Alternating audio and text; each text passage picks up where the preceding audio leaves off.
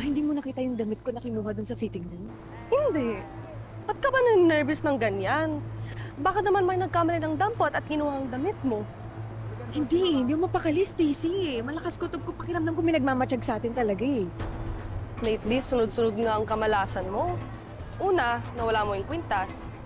Ngayon, damit mo pa. Buti bago pa tayo umuwi. Total, andito na rin tayo sa Quiapo. Magpahula ka kaya? Alam mo namang di naman ako naniniwala dyan.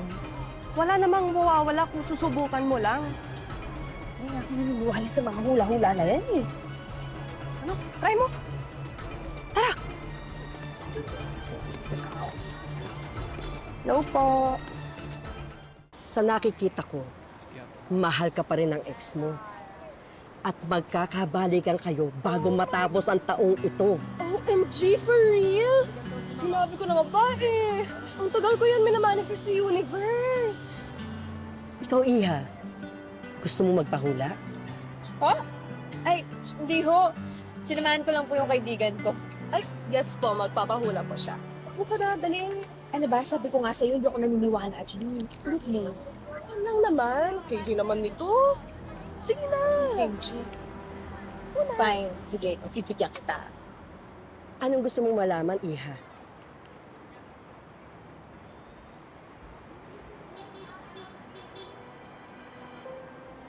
Matutuloy po ba yung kasal namin ng fiancé ko this year?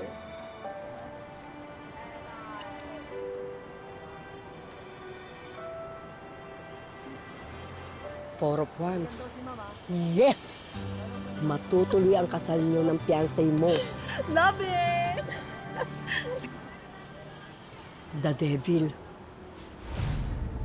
May isang taong obsessed sa'yo. Gusto ka niyang angkinin.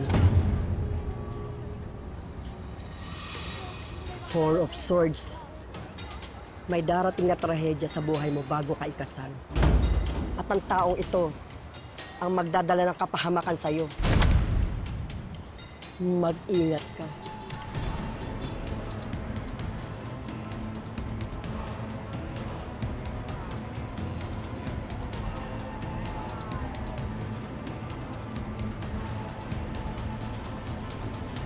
Salamat po. Ano ka na may sa tayo dito? Joanne, wait! Maraming salamat po.